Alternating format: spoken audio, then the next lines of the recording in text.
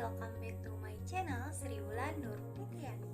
Di video ini saya akan menjelaskan tentang filsafat pendidikan materialisme.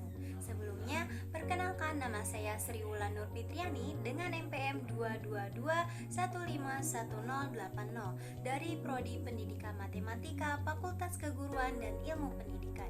Video ini bertujuan untuk memenuhi salah satu tugas mata kuliah filsafat dan sejarah matematika yang diampu oleh Bapak Dadi Nur Jamil Dr. Andes Magister Pendidikan. Saya dari angkatan 2022C. Materialisme berasal dari dua kata, yaitu materi yang artinya benda dan isme yang berarti paham atau aliran. Sedangkan secara bahasa, materialisme adalah suatu paham yang bersandar pada materi. Filsafat materialisme adalah suatu aliran yang memandang bahwa kebenaran itu terletak pada materi, bukan hal-hal yang ruh atau supranatural. Pada intinya, penganut materialisme adalah bersandar pada alam materi dan tidak meyakini hal-hal alam gaib. Menurut aliran materialisme, pendidikan adalah pendidikan yang memiliki fasilitas mewah. Semakin mewah fasilitasnya, maka semakin bagus kualitas pendidikannya. Di sisi lain, bagusnya pendidikan dilihat dari mahalnya membayar. Semakin mahal bayar biaya pendidikan, maka semakin bagus pendidikannya. Hal inilah aliran ini menganggap bahwa penentu keberhasilan hasil pendidikan terlihat dari materinya. Secara ontologi, materialisme memandang bahwa adanya ide itu muncul sebab adanya materi. Dengan kata lain, materi yang menentukan ide, bukan ide yang menentukan materi. Misalnya, adanya suatu benda seperti sepatu, tas, rumah, dan lainnya. Maka orang akan memikirkan benda-benda tersebut. Apakah bisa ada ide tanpa adanya sebuah benda? Tentu adanya sebuah ide, ruhani, jiwa, dan sebagainya muncul dari adanya benda. Ciri-ciri filsafat materialisme. Yang pertama yaitu segala yang ada wujud berasal dari suatu sumber, yaitu materi. Yang kedua yaitu tidak meyakini adanya alam gaib. Yang ketiga yaitu menjadikan panca indera sebagai satu-satunya alat mencapai ilmu. Yang keempat yaitu memposisikan ilmu sebagai pengganti agama dalam peletakan hukum. Yang kelima yaitu menjadikan kecondongan dan tabiat manusia sebagai akhlak. Artinya, sebuah garis pemikirannya memposisikan manusia sebagai narasumber dan juga sebagai resolusi dari tindakan yang sudah ada dengan jalan dialeksis. Variasi filsafat materialisme terbagi menjadi dua. Yang pertama yaitu filsafat materialisme dialektika, memandang segala sesuatu selalu berkembang sesuai dengan hukum-hukum dialektika, hukum saling hubungan, dan perkembangan gejala-gejala yang berlaku secara objektif di dalam dunia semesta. Yang kedua yaitu ada filsafat materialisme metafisik. Materialisme metafisik memandang dunia secara sepotong-sepotong atau di kotak-kotak, tidak menyeluruh dan statis. Tokoh-tokoh filsafat materialisme. Yang pertama ada Thales, berpendapat bahwa unsur asal adalah air. Yang kedua yaitu Anaximandros, berpendapat bahwa unsur asal adalah apeiron, yaitu unsur yang tak terbatas. Yang ketiga yaitu Anaximenes, berpendapat bahwa unsur asal adalah udara. Yang keempat yaitu Heraklitos, berpendapat bahwa unsur asal adalah api. Yang kelima yaitu Demokritus, berpendapat bahwa hakikat alam adalah atom-atom yang amat banyak dan halus. Atom-atom itulah yang menjadi asal kejadian alam semesta. Macam-macam filsafat materialisme. Yang pertama yaitu ada materialisme mekanik. Menurut materialisme mekanik, akal dan aktivitas-aktivitasnya merupakan bentuk-bentuk behavior pelaku makhluk hidup. Yang kedua yaitu materialisme dialektis. Materialisme dialektis melibatkan subjek di dalam filsafatnya jalan untuk memahami alam kebendaan kini lewat manusia, yaitu manusia dalam dimensi sosialnya, manusia yang hidup dalam suatu masyarakat yang berproduksi. Yang Yang ketiga yaitu materialisme ekstrim.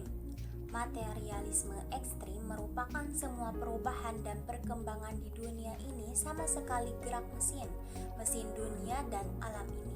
Manusia tidak mempunyai kedudukan istimewa sebagai benda alam. Yang keempat adalah materialisme vitalistis. Dalam pandangan yang vitalistis ini diterima adanya prinsip hidup, yang hidup itu lain sekali dari yang tidak hidup. Walaupun memiliki prinsip hidup, namun tidak berbeda dengan binatang pada intinya. Maka pandangan yang demikian itu disebut materialisme. Yang kelima yaitu materialisme modern. Materialisme modern mengatakan bahwa alam universe itu merupakan kesatuan material yang tak terbatas. Alam selalu ada dan akan tetap ada. Faktor yang mempengaruhi perkembangan materialisme. Yang pertama yaitu orang dengan paham materialisme mempunyai harapan-harapan yang besar atas ilmu pengetahuan. Yang kedua, paham materialisme berpegang pada kenyataan-kenyataan yang mudah dimengerti, bukan pada dalil-dalil abstrak. Yang ketiga, teori-teorinya jelas berdasarkan teori-teori pengetahuan yang sudah umum. Kelebihan filsafat pendidikan materialisme. Yang pertama, teori-teorinya jelas berdasarkan teori-teori pengetahuan yang sudah umum. Yang kedua, isi pendidikan mencakup pengetahuan yang dapat dipercaya dan selalu dihubungkan dengan sasaran perilaku. Yang ketiga, semua pelajaran dihasilkan dengan kondisionisasi dan pelajarannya terprogram dan kompetensi. Adapun kelemahan filsafat pendidikan materialisme yaitu dalam dunia pendidikan aliran materialisme terpusat pada guru dan tidak memberi kebebasan kepada peserta didik. Baginya, guru mempunyai kekuasaan untuk merancang dan mengontrol proses belajar. Implikasi aliran filsafat materialisme untuk pendidikan. Yang pertama yaitu pandangan materialisme mengenai belajar positivisme. Materialisme maupun positivisme pada dasarnya tidak menyusun konsep pendidikan secara eksplisit. Bahkan menurut Henderson 1956, materialisme belum pernah menjadi penting dalam menentukan sumber teori pendidikan. Menurut Waini Rashidin 1992, filsafat positivisme sebagai cabang dari materialisme lebih cenderung menganalisis hubungan faktor-faktor yang mempengaruhi upaya dan hasil pendidikan secara faktual. Memilih aliran positivisme berarti menolak filsafat pendidikan dan mengutamakan sains pendidikan. Dikatakan positivisme karena mereka beranggapan bahwa yang dapat kita pelajari hanyalah yang mendasarkan fakta-fakta, berdasarkan data-data yang nyata, yaitu yang mereka namakan positif. Yang kedua, pandangan materialisme mengenai belajar behaviorisme. Menurut behaviorisme, apa yang disebut dengan kegiatan mental kenyataannya tergantung pada kegiatan fisik yang merupakan berbagai kombinasi dan materi dalam gerak. Gerakan fisik yang terjadi dalam otak kita sebut berpikir, dihasilkan oleh peristiwa lain dalam dunia materi, baik material yang berada dalam tubuh manusia maupun materi yang berada di luar tubuh manusia. Pendidikan dalam hal ini proses belajar merupakan proses kondisionisasi lingkungan. 3.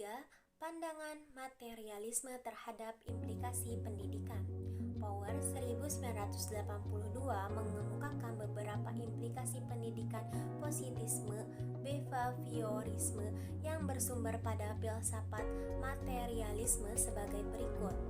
Yang pertama yaitu tema. Manusia yang baik, efisien dihasilkan dengan proses pendidikan terkontrol secara ilmiah. Dalam proses pembelajaran saat ini, pendekatan pembelajaran pada kurikulum 2013 yaitu saintifik menggunakan langkah-langkah ilmiah dalam menggali informasi. Pendekatan ini relevan dengan pandangan materialisme positivisme. Yang kedua yaitu Tujuan pendidikan. Perubahan perilaku mempersiapkan manusia sesuai dengan kapasitasnya untuk tanggung jawab hidup sosial dan pribadi yang kompleks. Perubahan perilaku tampak dalam kehidupan sehari-hari. Hal ini sesuai dengan tujuan pendidikan nasional, antara lain membentuk jiwa mandiri, cerdas, dan kreatif. Namun, pandangan materialisme kurang memperhatikan aspek kompetensi spiritual. Yang ketiga yaitu kurikulum. Isi pendidikan mencakup pengetahuan yang dapat dipercaya dan organisasi selalu berhubungan dengan sasaran perilaku. Muatan lebih banyak didominasi pengetahuan alam dan sosial. Pengetahuan religius, moral, dan budi pekerti kurang mendapat perhatian pada aliran materialisme. Yang keempat yaitu metode. Pembelajaran lebih banyak menggunakan cara memberikan stimulus respon. Guru harus pandai memberikan rangsangan siswa untuk belajar melalui reinforcement, pemberian hadiah, dan penghargaan. Bentuk penghargaan nyata bisa menumbuhkan motivasi untuk melakukan kegiatan. Yang kelima yaitu kedudukan siswa. Materialisme menuntut siswa untuk giat belajar. Siswa tidak diberi ruang kebebasan. Perilaku ditentukan oleh kekuatan dari luar. Pelajaran sudah dirancang oleh guru. Siswa dipersiapkan untuk hidup sesuai harapan orang tua atau guru. Kompetensi dalam diri siswa sulit untuk berkembang dengan baik. Yang terakhir, peranan guru. Guru memiliki kekuasaan untuk merancang dan mengontrol proses pendidikan. Guru dapat mengukur kualitas dan karakter hasil belajar siswa. Pembelajaran lebih banyak diketahui guru, sementara siswa mengikuti skenario yang telah disusun sesuai yang dikehendaki guru. Nah, adapun pandangan materialisme mengenai belajar empiris. Pandangan Thomas Hobbes sebagai pengikut empirisme materialistis, ia berpendapat bahwa pengalaman merupakan awal dari segala pengetahuan, juga awal pengetahuan tentang asas-asas yang diperoleh dan dikukuhkan oleh pengalaman. Contoh filsafat pendidikan materialisme. Yang pertama yaitu dalam pendidikan matematika. Contohnya, sistem perhitungan dasar satuan adalah dari 1 sampai 10 dikarenakan jumlah jari tangan manusia ada 10. Yang kedua yaitu dalam pendidikan dan entertainment. Contohnya, ide pembuatan e-commerce muncul setelah adanya teknologi material yang memungkinkan hal tersebut bisa diwujudkan. Nah, sekian saja. Nah, itulah beberapa penjelasan tentang filsafat pendidikan materialisme. Sekian dari saya. Wassalamualaikum warahmatullahi wabarakatuh. Thank you guys udah nonton video saya. Jangan lupa ya klik tombol subscribe, like, and comment. Bye bye. Sampai jumpa di video selanjutnya.